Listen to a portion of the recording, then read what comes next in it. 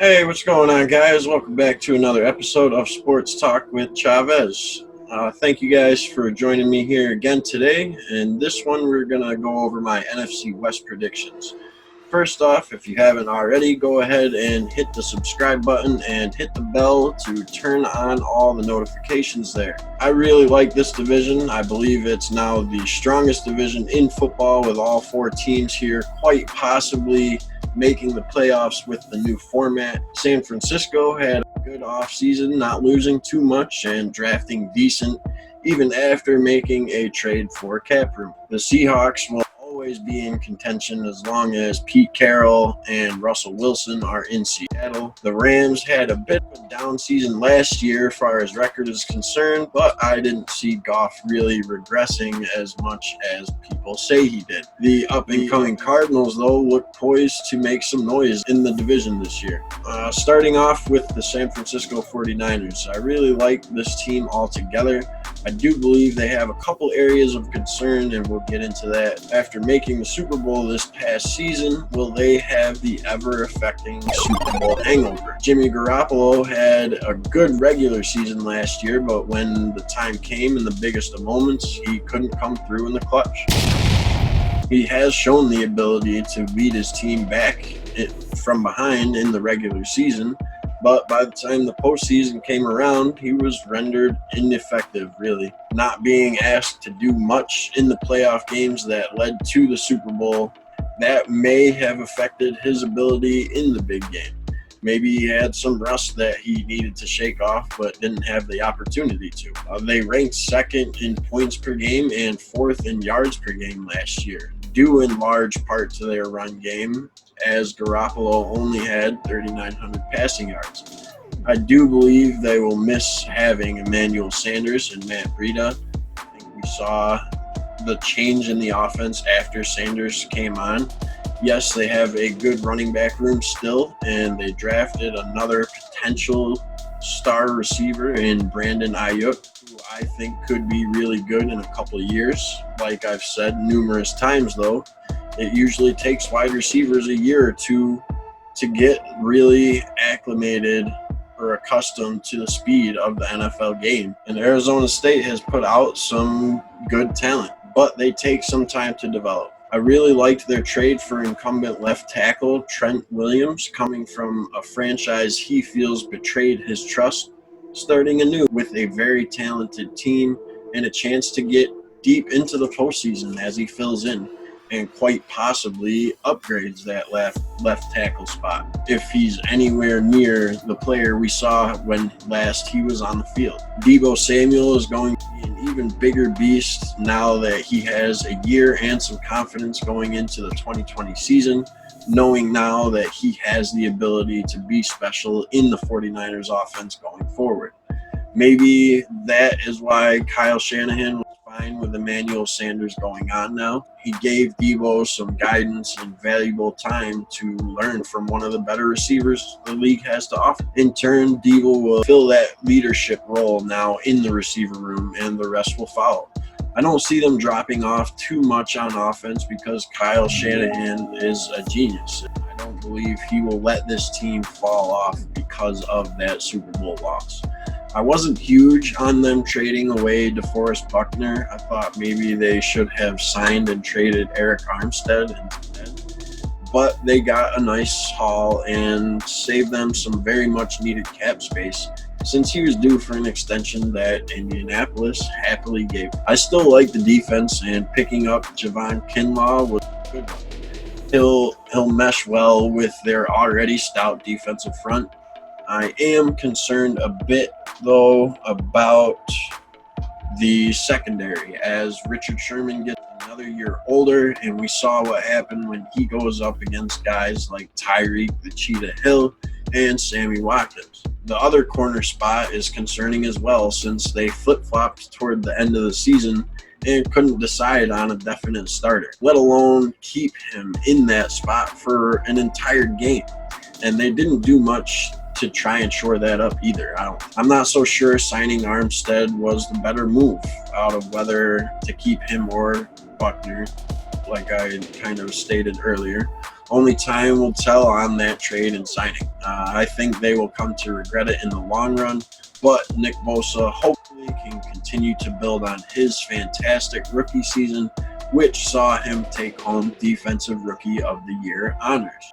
I expect him to do just that and then some, possibly pushing for the league lead in sacks this coming year as long as he stays healthy and the season doesn't get derailed. I see this team having a tougher go of it than last year, especially with the teams that finished behind them almost all upgrading this year while the 49ers largely stayed the same, which isn't bad with this kind of offseason that it has been. Continuity will go a long way this year and might be the difference between getting into the tournament at the end of the year and not get. I see San Francisco going 11-5, possibly taking the division again and stopping this carousel that has been the NFC West Division champion. I think Russell Wilson and the Seattle Seahawks will do everything they can to assure that doesn't happen in back-to-back years, but I am predicting it to be the case here.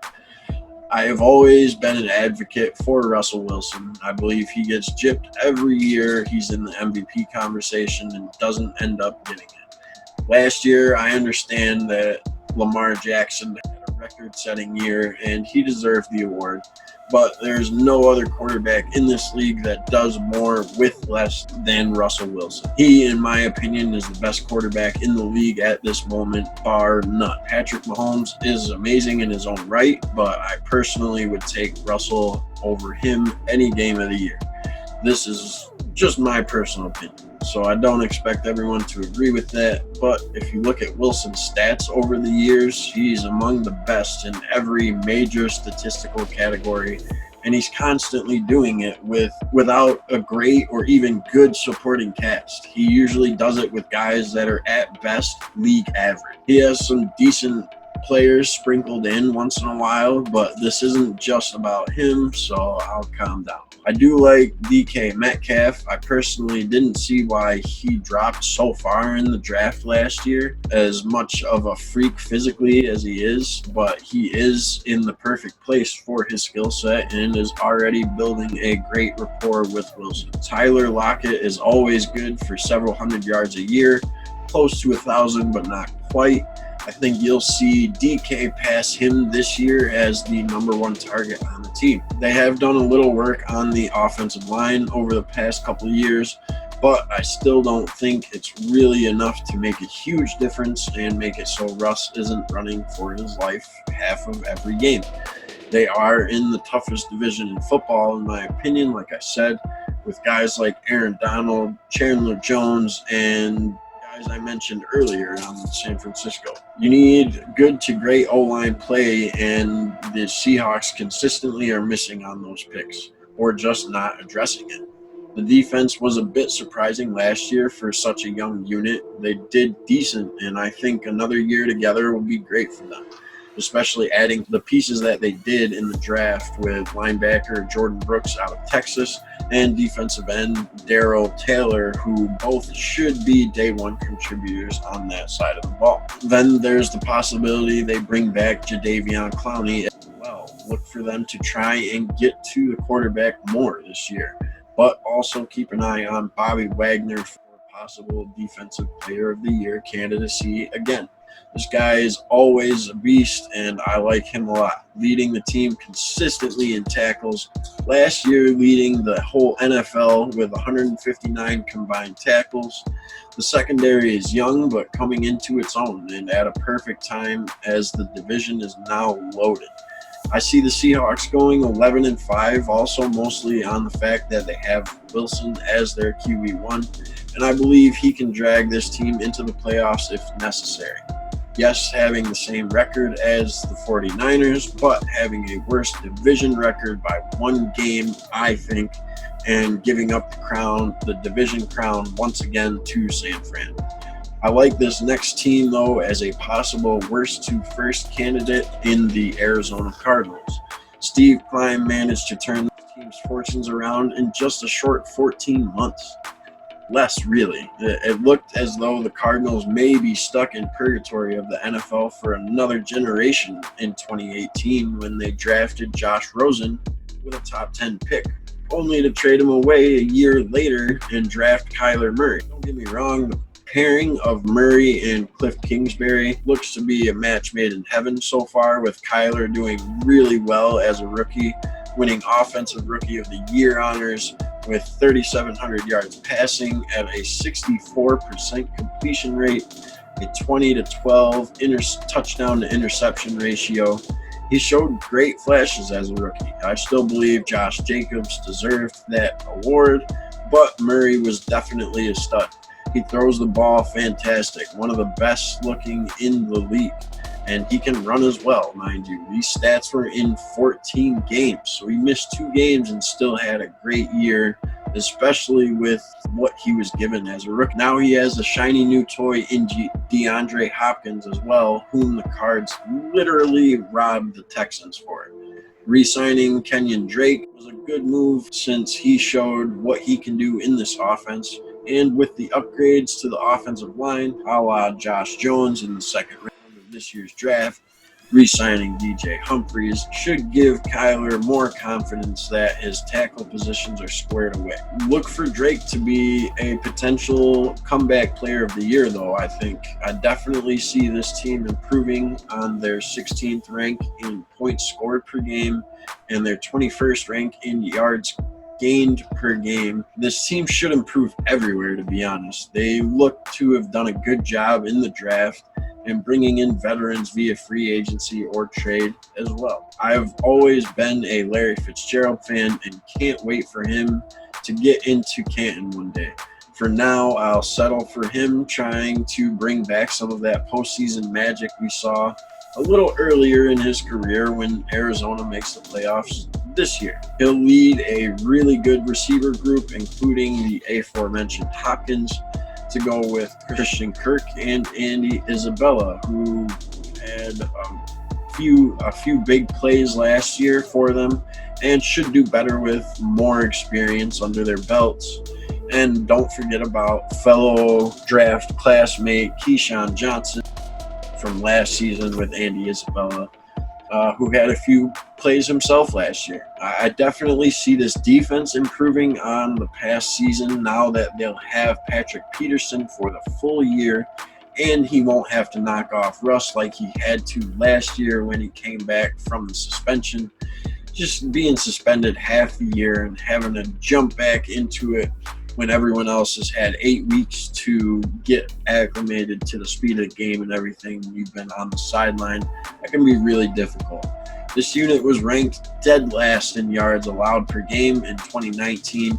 I don't see that being the case this year, as well as their 28th ranking in points allowed per game. The addition of Isaiah Simmons alone gives this unit a much-needed boost of talent. Chandler Jones is still there, and he's fresh off an all-pro season. Look for him to carry that momentum into 2020. I see Arizona doing a lot better this year, going 11-5 as well, but losing more division games than the other 2 teams, however, claiming one of the remaining wild card spots, putting 3 teams from this division into the playoffs. Like I said before, in my opinion, I've said it a few times now, this is the best division in football. With a team that looks like it might be able to come up from the basement of the division this year and try to force their LA foes into that spot, as I see the Rams possibly having the worst roster in the division now. After everyone else got better this offseason, they just seem to keep getting worse as it progressed, other than the draft in which they didn't have very many picks. I am a big fan of all these quarterbacks in this division. Jared Goff, I thought, got talked about unfairly last year, considering his offensive line was terrible and he was missing one of his top receivers for most of the season because Brandon Cooks had concussion problems. Yes, he still had Robert Woods, Cooper Kupp, and Reynolds, but Cooks was a big part of their success going to the Super Bowl a couple years ago.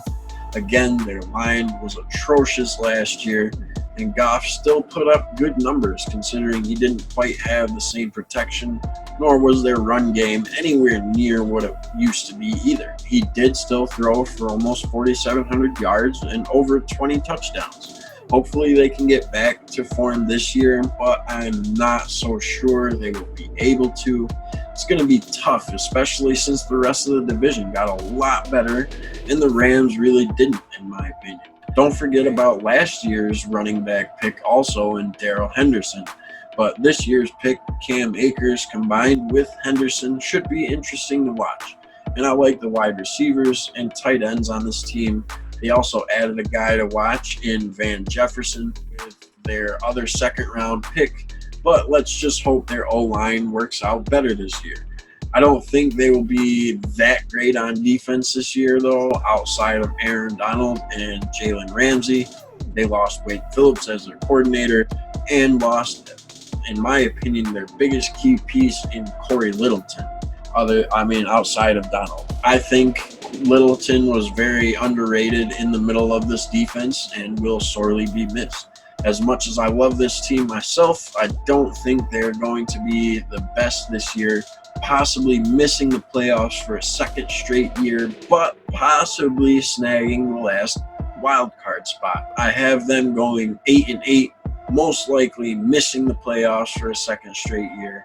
I think they will be in a better spot next year when they have a little more cap room and another year of experience for their younger players, as well as having draft picks again, hopefully, if Les Snead doesn't end up trading those away for veterans. I'm not mad about the trades that he has made, but I wonder if they would be in a better spot just keeping the picks and grooming the draftees in-house. So that's it for this one, guys. Got San Francisco taking the division with the best division record at 11-5. The Seahawks and Cardinals both finishing at 11-5 as well, fighting for the wild card seeding positions. Then the Rams rounding out the NFC West at 8-8, but fear not, I have faith that McVay will get things headed in the right direction after this season. You'll see flashes of the Super Bowl run team, but they won't quite be able to maintain those heights, I don't think. Alrighty then, if you guys haven't yet, if you like this video, give it a like. If you want to see videos similar to this one in the future, please hit that subscribe button and make sure you turn on all the notifications for the channel. There's a little bell down there by the subscribe button. Hit the bell, turn on all notifications, as any and all support is very much appreciated. If you'd like to go above and beyond, like a couple people already have, to help out the channel, you can check out the Patreon link and see what being a patron for the channel is all about. Any and all contributions go directly back into the channel. The link for that and all of my social media pages will be in the description below. Feel free to leave your thoughts below as well. Thanks so much for stopping by, guys. Peace and love.